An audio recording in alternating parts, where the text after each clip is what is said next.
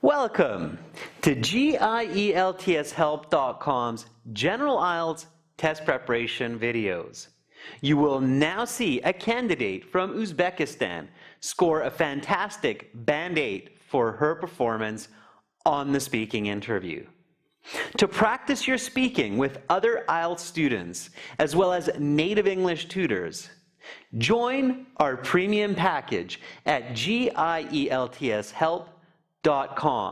In your My Student account, you will find options to practice your speaking, as well as 6 original practice exams, a fully interactive course, and over 100 hours of video lessons. As well, you can use this discount code in the video description to get 10% off. Join us today. Now watch and learn. Welcome to the speaking portion of the IELTS exam. My name is Adrian. I will be your examiner for this part of the test. What is your full name? My family name is Nabieva and my first name is Lola, so please just call me Lola. Okay, Lola. I'm going to record this for marking purposes. May I see your identification, please? Absolutely. Here you go. Thank you.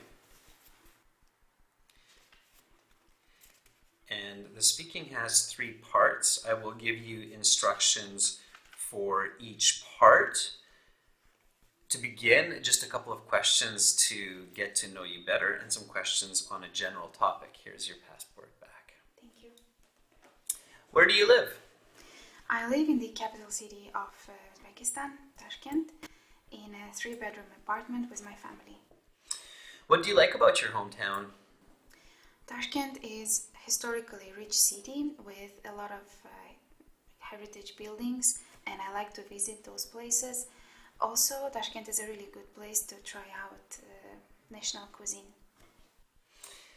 Let's talk about languages. How many languages do you speak? I speak fluent Russian and Uzbek, and I would like to believe that I speak good English as well. Why is it important to speak a second language? I believe that speaking many second or many languages helps you to communicate to more people and at the same time to keep your brain sharp. What are the most common languages in your country? Uzbek and Russian are really common languages in Uzbekistan, although these days English is becoming very popular as well, as this is an international language of tourism and commerce. Where do you hear people speak in another language most often? The place which is coming to my mind would be the famous Chorsu Bazaar in Tashkent city. This is where a lot of tourists and international merchants go, and if you're there you can hear people speaking Spanish, English, Mandarin. When have you needed to speak in another language? I use Russian and English at my work, but I use English sometimes to speak with tourists and help them to find directions within the city. If you could choose one more language to learn, what would it be? Given the chance, I would learn Mandarin, because if I would know Mandarin, English and Russian, I could speak to just about anybody in the world. And also, I always wanted to visit China, and that would be really good if I could speak in their native language. Okay, that is the end of part 1. Now we will continue with part 2. For part 2, here's a card with some questions. Don't turn that over yet. Here's some note paper and a pencil. You will have 1 minute to look at the questions on the card, think about your answers, and then you will have 2 minutes to speak. I will tell you when to start, when to stop. In the 1 minute, you can take notes if you wish. Are you ready? Yes. Okay, then your 1 minute preparation time begins now. Go ahead and turn over the card.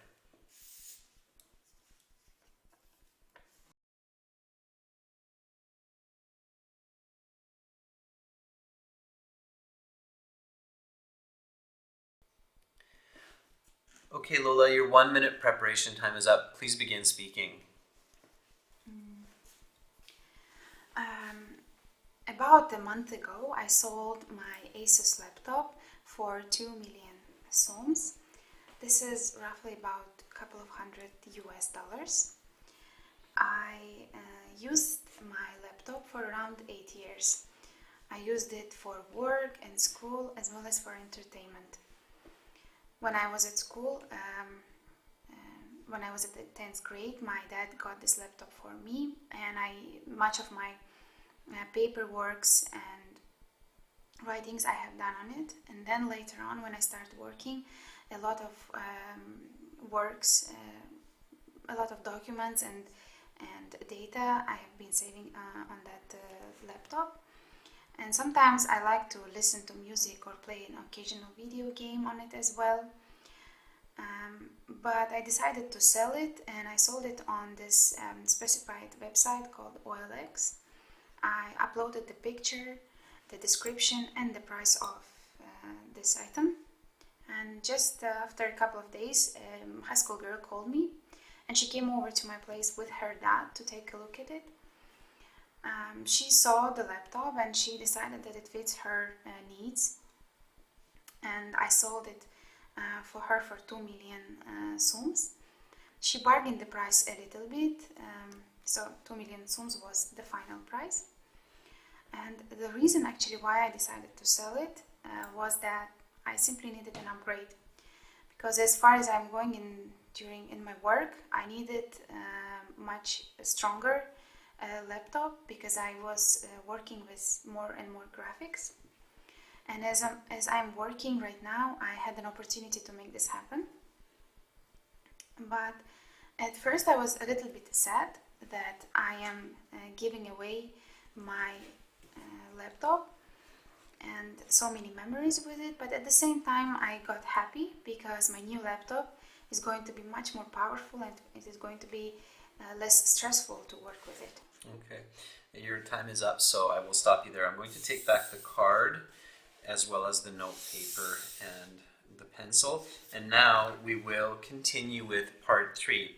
For part 3, I will ask you some more questions related to the topic of part 2. Let's talk about buying and selling. To see part 3 of this speaking interview, as well as an explanation for Lola's Band-Aid score, make sure to visit and join our premium package at gieltshelp.com, where you can find other IELTS students as well as native English speaking tutors to practice and improve your speaking, as well as 6 original practice exams, a fully interactive course including over 100 hours of HD video lessons with strategies to get those high bands. As well, use this discount code to save 10%, included with a link in the video description. Good luck the next time you sit your exam. Subscribe to our channel, click over here. Watch another video, click right up here. And join our premium package. Click on our hero to practice your speaking, get videos, exams, and an interactive course.